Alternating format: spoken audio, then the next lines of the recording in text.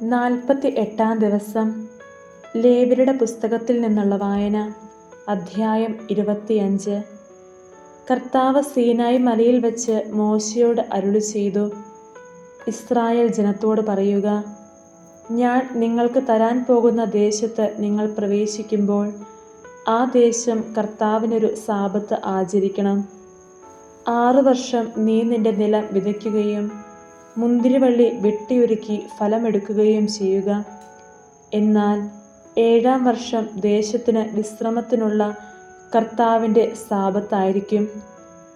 ആ വർഷം നിലം വിതയ്ക്കുകയോ മുന്തിരിവള്ളി മുറിക്കുകയോ ചെയ്യരുത്. താനെ മുളച്ചു വിളയുന്നവ നിങ്ങൾ കൊയ്യരുത്. വള്ളികൾ മുറിക്കാത്ത മുന്തിരിത്തോട്ടത്തിലെ പഴം പറിക്കുകയുമരുത്. കാരണം അത് ദേശത്തിൻ്റെ വിശ്രമ വർഷമാണ്. ദേശത്തിൻ്റെ സാബത്ത് നിങ്ങൾക്ക് ഭക്ഷണം പ്രദാനം ചെയ്യും. നിനക്കും നിന്റെ ദാസനും ദാസിക്കും കൂലിക്കാരനും നിന്നോടുകൂടെ വസിക്കുന്ന പരദേശിക്കും നിന്റെ കന്നുകാലികൾക്കും നിന്റെ ദേശത്തെ മൃഗങ്ങൾക്കും അതിൻ്റെ ഫലങ്ങൾ ആഹാരമായിരിക്കും. വർഷങ്ങളുടെ 7 സാബത്തുകൾ എണ്ണുക. 7 പ്രാവശ്യം 7 വർഷങ്ങൾ. വർഷങ്ങളുടെ 7 സാബത്തുകളുടെ ദൈർഘ്യം 49 വർഷങ്ങൾ. 7-ാം മാസം 11-ാം ദിവസം നിങ്ങൾ എല്ലായിടത്തും കാഹളം മുഴക്കണം. പാപപരിഹാര ദിനമായ അന്ന് ദേശം മുഴുവൻ കാഹളം മുഴക്കണം. 50-ാം വർഷത്തെ നീ വിശുദ്ധീകരിക്കണം. ദേശവാസികൾക്കെല്ലാം സ്വാതന്ത്ര്യം പ്രഖ്യാപിക്കണം. അത് നിങ്ങൾക്ക് ജൂബിലി വർഷമായിരിക്കും. ഓരോരുത്തർക്കും തങ്ങളുടെ സ്വത്ത് തിരികെ ലഭിക്കണം. ഓരോരുത്തരും തങ്ങളുടെ കുടുംബത്തിലേക്ക് മടങ്ങിപ്പോകട്ടെ. 50-ാം വർഷം നിങ്ങൾക്ക് ജൂബിലി വർഷമായിരിക്കണം.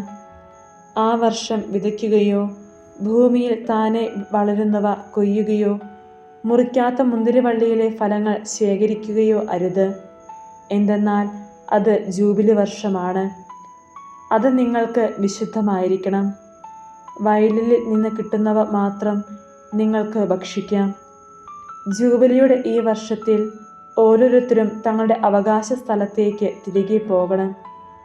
നിങ്ങൾ അയൽക്കാരന് എന്തെങ്കിലും വിൽക്കുകയോ അവയിൽ നിന്ന് എന്തെങ്കിലും വാങ്ങുകയോ ചെയ്യുമ്പോൾ നിങ്ങൾ പരസ്പരം ഞെരുക്കരുത്. അടുത്ത ജൂബിലി വരെയുള്ള വർഷങ്ങളുടെ കണക്കനുസരിച്ച് അയൽക്കാരനിൽ നിന്ന് നീ വാങ്ങണം. വിളവിൻ്റെ വർഷങ്ങളനുസരിച്ച് അവൻ നിനക്ക് വിൽക്കട്ടെ. വർഷങ്ങൾ കൂടിയിരുന്നാൽ വില വർദ്ധിപ്പിക്കണം, കുറഞ്ഞിരുന്നാൽ വില കുറയ്ക്കണം. എന്തെന്നാൽ വിളവിൻ്റെ വർഷങ്ങളുടെ എണ്ണമനുസരിച്ചാണ് അവൻ നിനക്ക് വിൽക്കുന്നത്. നിങ്ങൾ പരസ്പരം ഞെരുക്കരുത്. ദൈവത്തെ ഭയപ്പെടണം. ഞാനാണ് നിങ്ങളുടെ ദൈവമായ കർത്താവ്. നിങ്ങൾ എൻ്റെ നിയമങ്ങളും കൽപ്പനകളും അനുസരിക്കുകയും അനുഷ്ഠിക്കുകയും ചെയ്യുക. എങ്കിൽ ദേശത്ത് നിങ്ങൾ സുരക്ഷിതമായിരിക്കും. ഭൂമി അതിൻ്റെ ഫലം നൽകും. നിങ്ങൾ തൃപ്തിയാവോളം ഭക്ഷിച്ച് സുരക്ഷിതരായി വസിക്കും. ഞങ്ങൾ 7-ാം വർഷം വിതയ്ക്കുകയും വിളവെടുക്കുകയും ചെയ്യുന്നില്ലെങ്കിൽ എന്തു ഭക്ഷിക്കും എന്ന് നിങ്ങൾ ചോദിച്ചേക്കാം. 6-ാം വർഷം എൻ്റെ അനുഗ്രഹം ഞാൻ നിങ്ങളുടെ മേൽ ചൊരിയും. 3 വർഷത്തേക്കുള്ള വിളവ് അത് നിങ്ങൾക്ക് പ്രദാനം ചെയ്യും. 8-ാം വർഷം നിങ്ങൾ വിതയ്ക്കുകയും 9-ാം വർഷം വരെ പഴയ ഫലങ്ങളിൽ നിന്ന് ഭക്ഷിക്കുകയും ചെയ്യുക. അതിൻ്റെ ഫലം ലഭിക്കുന്നതുവരെ പഴയതിൽ നിന്ന് ഭക്ഷിക്കുക. നിങ്ങൾ ഭൂമി എന്നേക്കുമായി വിൽക്കരുത്. എന്തെന്നാൽ ഭൂമി എൻ്റേതാണ്. നിങ്ങൾ പരദേശികളും കുടികിടപ്പുകാരുമാണ്. നീ സ്വന്തമാക്കുന്ന ദേശത്ത് ഭൂമി വീണ്ടെടുക്കുവാനുള്ള അവകാശം ഉണ്ടായിരിക്കണം. നിന്റെ സഹോദരൻ ദരിദ്രനായി തീർന്ന് തൻ്റെ അവകാശത്തിൻ്റെ ഒരു ഭാഗം വിറ്റാൽ അവിടുത്തെ ചാർച്ചക്കാരൻ അത് വീണ്ടെടുക്കണം. എന്തെന്നാൽ വീണ്ടെടുക്കാൻ അവന് ആരും ഇല്ലായിരിക്കുകയും പിന്നീട് സമ്പന്നനായി വീണ്ടെടുക്കുവാൻ അവന് കഴിവുണ്ടാവുകയും ചെയ്താൽ അത് വിറ്റതിന് ശേഷമുള്ള വർഷങ്ങൾ കണക്കാക്കി വാങ്ങിയവന് അധിക തുക തിരികെ കൊടുത്ത് അവന് തൻ്റെ അവകാശ വസ്തു വീണ്ടെടുക്കാം. എന്നാൽ അത് വീണ്ടെടുക്കുവാൻ അവന് കഴിവില്ലെങ്കിൽ വിറ്റുപോയ വസ്തു വാങ്ങിയവൻ്റെ കൈവശം ജൂബിലി വർഷം വരെ ഇരിക്കട്ടെ. ജൂബിലി വർഷം അവൻ അതിൽ നിന്ന് ഒഴിഞ്ഞു കൊടുക്കുകയും ഉടമസ്ഥൻ തൻ്റെ അവകാശത്തിലേക്ക് മടങ്ങി വരികയും ചെയ്യട്ടെ. മതിലുകളാൽ ചുറ്റപ്പെട്ട പട്ടണത്തിലുള്ള തൻ്റെ വീട് ഒരാൾ വിറ്റാൽ 1 വർഷത്തിനകം തിരിച്ചെടുക്കാം. വീണ്ടെടുക്കാൻ 1 വർഷത്തെ സാവകാശമുണ്ട്. 1 വർഷത്തിനകം വീണ്ടെടുക്കുന്നില്ലെങ്കിൽ മതിലുകളാൽ ചുറ്റപ്പെട്ട പട്ടണത്തിലുള്ള വീട് വാങ്ങിയവനും അവൻ്റെ സന്തതികൾക്കും എന്നേക്കുമുള്ള അവകാശമായിരിക്കും. ജൂബിലി വർഷത്തിൽ അത് ഒഴിഞ്ഞു കൊടുക്കേണ്ടതില്ല. എന്നാൽ ചുറ്റും മതിലുകളില്ലാത്ത ഗ്രാമങ്ങളിലെ വീടുകൾ നിലങ്ങൾ പോലെ കണക്കാക്കപ്പെടും. ജൂബിലി വർഷത്തിൽ അവ വീണ്ടെടുത്തുകൊള്ളുകയോ മോചിപ്പിച്ചെടുക്കുകയോ ആവാം. എന്നാൽ ലേവ്യർക്ക് തങ്ങളുടെ പട്ടണങ്ങളും അവിടെ തങ്ങൾക്ക് അവകാശമായ വീടുകളും എപ്പോൾ വേണമെങ്കിലും വീണ്ടെടുക്കാം. ലേവ്യരിൽ ആരെങ്കിലും അത് വീണ്ടെടുക്കുന്നില്ലെങ്കിൽ വാങ്ങിയവൻ ജൂബിലി വത്സരത്തിൽ വീട് ഒഴിഞ്ഞു കൊടുക്കണം. ലേവ്യരുടെ പട്ടണത്തിലുള്ള ഭവനങ്ങൾ ഇസ്രായേൽ ജനത്തിനിടയിൽ അവർക്കുള്ള അവകാശമാണ്. അവരുടെ പട്ടണത്തിന് ചുറ്റുമുള്ള വയലുകൾ വിൽക്കരുത്. അത് അവരുടെ ശാശ്വത അവകാശമാണ്. നിന്റെ സഹോദരൻ ദരിദ്രനാവുകയും തന്നെ സംരക്ഷിക്കാൻ അവന് വകയില്ലാതാവുകയും ചെയ്യുന്നെങ്കിൽ നീ അവനെ സംരക്ഷിക്കണം. അവൻ അന്യനെ പോലെയോ പരദേശിയെ പോലെയോ നിന്നോടുകൂടെ വസിക്കട്ടെ. അവനിൽ നിന്ന് പലിശയോ ആദായമോ വാങ്ങരുത്. ദൈവത്തെ ഭയപ്പെടുക. നിന്റെ സഹോദരൻ നിന്റെ കൂടെ വസിക്കട്ടെ. നീ അവന് പണം പലിശയ്ക്ക് കൊടുക്കരുത്. നിന്റെ ആഹാരം അവന് ലാഭത്തിന് വിൽക്കുകയുമരുത്. നിങ്ങളുടെ ദൈവമായിരിക്കുവാനും കാനാൻ ദേശം നിങ്ങൾക്ക് നൽകുവാനും ഈജിപ്തിൽ നിന്ന് നിങ്ങളെ കൊണ്ടുവന്ന നിങ്ങളുടെ ദൈവമായ കർത്താവാണ് ഞാൻ.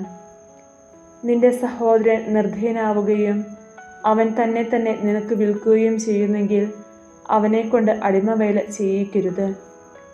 അവൻ നിനക്ക് ഒരു കൂലിക്കാരനും പരദേശിയുമായിരിക്കട്ടെ.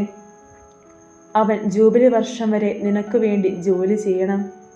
അതിനുശേഷം അവൻ മക്കളോടുകൂടെ തൻ്റെ കുടുംബത്തിലേക്കും പിതാക്കന്മാരുടെ അവകാശത്തിലേക്കും മടങ്ങിപ്പോകട്ടെ.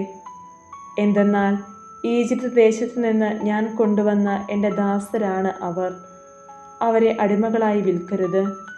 നീ അവരുടെ മേൽ ക്രൂരമായ ഭരണം നടത്തരുത്. നിന്റെ ദൈവത്തെ ഭയപ്പെടുക. ചുറ്റുമുള്ള ജനങ്ങളിൽ നിന്ന് നിങ്ങൾ ദാസന്മാരെയും ദാസികളെയും വാങ്ങിക്കൊള്ളുവിൻ. നിങ്ങളുടെ ഇടയിൽ വസിക്കുന്ന വിദേശികളിൽ നിന്നും നിങ്ങളുടെ ദേശത്ത് വെച്ച് അവരുടെ കുടുംബങ്ങളിൽ നിന്നും ജനിച്ചവരിൽ നിന്ന് നിങ്ങൾക്ക് ദാസരെ വാങ്ങാം.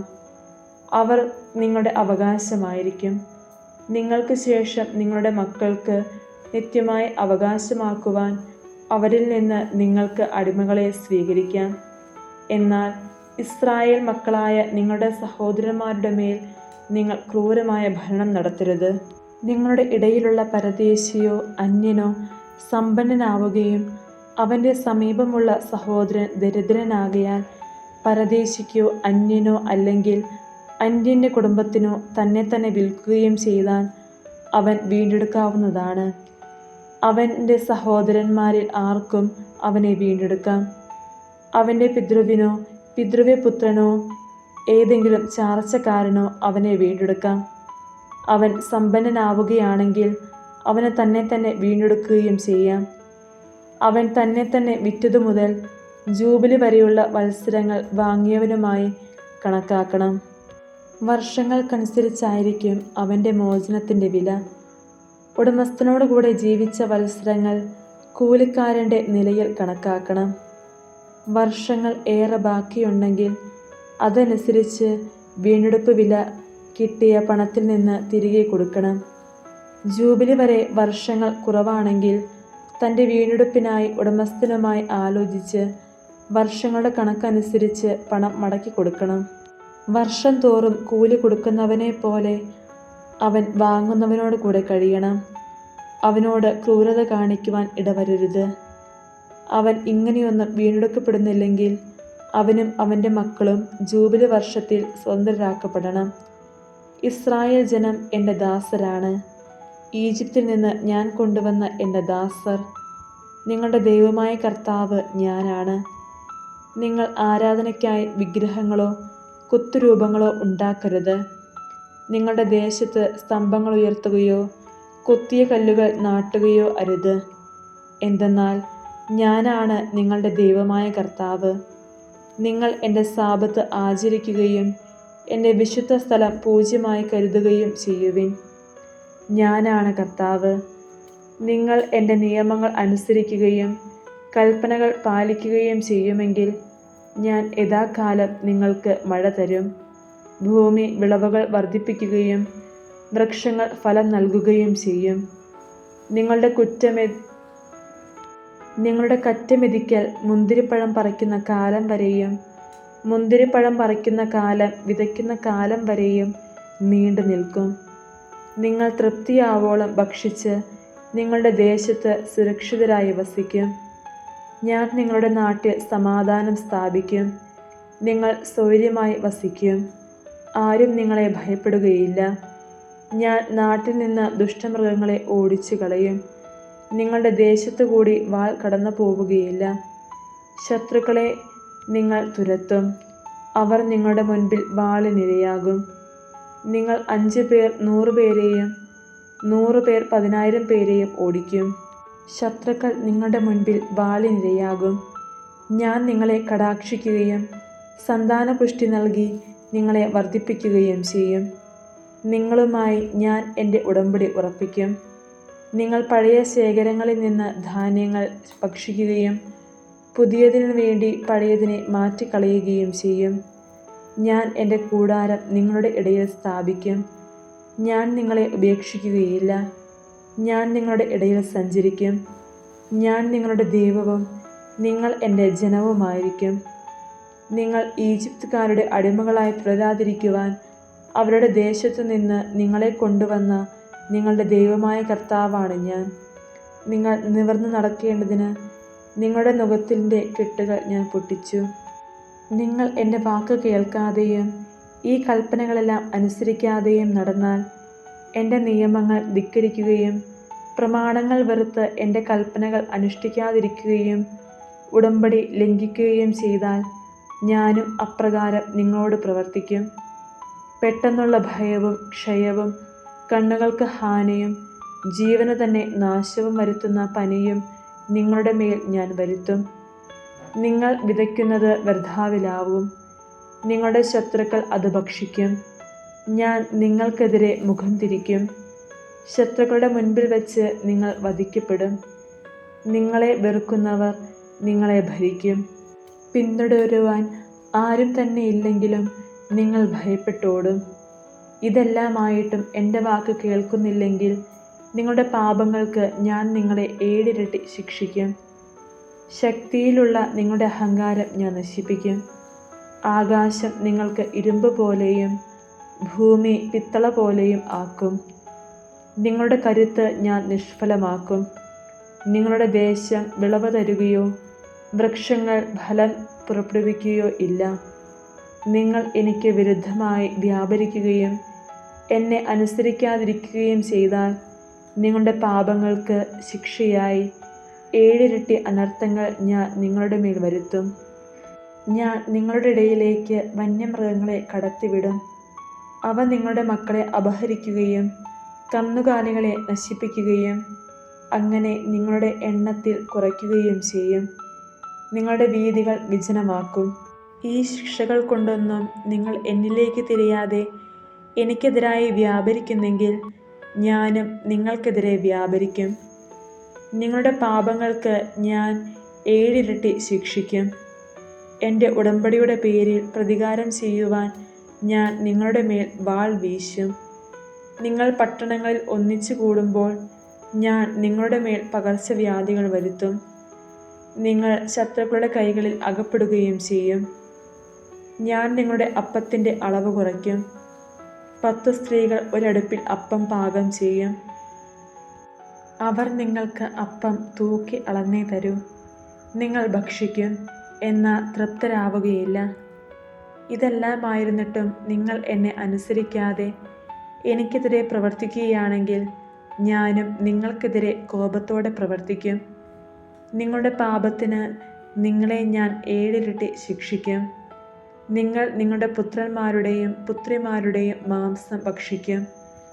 ഞാൻ നിങ്ങളുടെ പൂജാഗിരികൾ നശിപ്പിക്കുകയും വിഗ്രഹങ്ങൾ വെട്ടിവീഴ്ത്തുകയും നിങ്ങളുടെ ശവശരീരങ്ങൾ ജഡവിഗ്രഹങ്ങൾക്ക് വലിച്ചെറിയുകയും ചെയ്യും. ഹൃദയം കൊണ്ട് ഞാൻ നിങ്ങളെ വെറുക്കും. ഞാൻ നിങ്ങളുടെ പട്ടണങ്ങൾ വിജനമാക്കും, വിശുദ്ധ സ്ഥലങ്ങൾ ശൂന്യമാക്കുകയും ചെയ്യും. നിങ്ങളുടെ സുരഭില കാഴ്ചകൾ ഞാൻ സ്വീകരിക്കുകയില്ല. നിങ്ങളുടെ ദേശം ഞാൻ ശൂന്യമാക്കും. അവിടെ വസിക്കുന്ന നിങ്ങളുടെ ശത്രുക്കൾ അതിനെപ്പറ്റി ആശ്ചര്യപ്പെടും. ജനങ്ങളുടെ ഇടയിൽ ഞാൻ നിങ്ങളെ ചിതറിക്കും. ഊരിയ വാളോടെ ഞാൻ പിന്തുടരും. നിങ്ങളുടെ ദേശം ശൂന്യവും പട്ടണം വിജനവുമാകും. നിങ്ങൾ ശത്രുക്കളുടെ ദേശങ്ങളിലായിരിക്കുമ്പോൾ ശൂന്യമായ നിങ്ങളുടെ നാട് അതിൻ്റെ സാപത്തിൽ സന്തോഷിക്കും. അത് വിശ്രമിക്കുകയും സാപത്ത് ആചരിക്കുകയും ചെയ്യും. ശൂന്യമായി കിടക്കുന്നിടത്തോളം കാലം അത് വിശ്രമിക്കും. നിങ്ങൾ അവിടെ വസിച്ചിരുന്നെങ്കിൽ സാപത്തുകളിൽ അതിന് വിശ്രമം ലഭിച്ചല്ലോ. ശത്രുദേശങ്ങളിൽ അവശേഷിക്കുന്നവരുടെ ഹൃദയങ്ങളിൽ ഞാൻ ഭയം ജനിപ്പിക്കും. പിറകിൽ ഇല അനങ്ങുന്നത് കേൾക്കുമ്പോൾ വാളിൽ നിന്ന് ഓടി രക്ഷപ്പെടുന്നവനെ പോലെ അവൻ ഓടും. ആരും പിന്തുടരുന്നില്ലെങ്കിലും അവൻ നിലം പതിക്കും. ആരും പിന്തുടരുന്നില്ലെങ്കിൽ തന്നെയും വാളിൽ നിന്ന് ഓടി രക്ഷപ്പെടുമ്പോഴെന്ന പോലെ അവൻ മറ്റൊരുവൻ്റെ മേൽ വീഴും. ശത്രുക്കളുടെ മുൻപിൽ നിൽക്കുവാൻ നിങ്ങൾക്ക് ശക്തി ഉണ്ടായിരിക്കുകയില്ല. ജനതകളുടെ ഇടയിൽ നിന്ന് നിങ്ങൾ അറ്റുപോകും. ശത്രുക്കളുടെ രാജ്യം നിങ്ങളെ വിഴുങ്ങിക്കളയും. ശേഷിക്കുന്നവർ അവരുടെ ദുഷ്കൃത്യങ്ങൾ നിമിത്തം ശത്രുരാജ്യത്ത് വെച്ച് നശിച്ചു പോകും. അവരുടെ പിതാക്കന്മാരുടെ ദുഷ്കർമ്മങ്ങൾ നിമിത്തം അവർ അവരെപ്പോലെ നശിച്ചു പോകും. അവർ എന്നോട് കാണിച്ച അവിശ്വസ്തതയും എനിക്കെതിരായി പ്രവർത്തിച്ച തിന്മകളും ഏറ്റുപറയട്ടെ. എനിക്കെതിരായി ചരിച്ചതിനാൽ ഞാനും അവർക്കെതിരായി ചരിക്കുകയും അവരെ ശത്രുക്കളുടെ ദേശത്തേക്ക് കൊണ്ടുപോവുകയും ചെയ്യും. തങ്ങളുടെ അപരിചിതമായ ഹൃദയം വിനീതമാക്കി പ്രായശ്ചിത്തമനുഷ്ഠിച്ചാൽ ഞാൻ യാക്കോബിനോടും ഇസഹാക്കിനോടും അബ്രാഹത്തിനോടും ചെയ്ത ഉടമ്പടി ഓർക്കുകയും ദേശത്തെ അനുസ്മരിപ്പിക്കുകയും ചെയ്യും. അവൻ ഒഴിഞ്ഞു പോവുക നിമിത്തം പാഴായി കിടക്കുമ്പോൾ നാട് അതിൻ്റെ സാപത്തിൽ സന്തോഷിക്കും. അവർ തങ്ങളുടെ അകൃത്യങ്ങൾക്ക് പരിഹാരം ചെയ്യണം. എന്തെന്നാൽ അവർ എൻ്റെ നിയമങ്ങൾ അവഗണിച്ചു. അവരുടെ ഹൃദയം എൻ്റെ കൽപ്പനകളെ നിരസിച്ചു. ഇതെല്ലാമാണെങ്കിലും ശത്രുദേശത്തായിരിക്കുമ്പോൾ ഞാൻ അവരെ പൂർണ്ണമായി തള്ളിക്കളയുകയോ അവരോടുള്ള ഉടമ്പടി ലംഘിക്കുന്ന വിധത്തിൽ അവരെ വെറുക്കുകയോ നശിപ്പിക്കുകയോ ചെയ്യുകയില്ല. എന്തെന്നാൽ ഞാൻ അവരുടെ ദൈവമായ കർത്താവാണ്. ഞാൻ ജനതകൾ കാൺകെ ഈജിപ്ത് ദേശത്തു നിന്ന് കൊണ്ടുവന്ന അവരുടെ പിതാക്കന്മാരോട് ചെയ്ത ഉടമ്പടി അവരെ പ്രതി അനുസ്മരിപ്പിക്കും. അങ്ങനെ ഞാൻ അവരുടെ ദൈവമായിരിക്കും. ഞാനാണ് കർത്താവ്.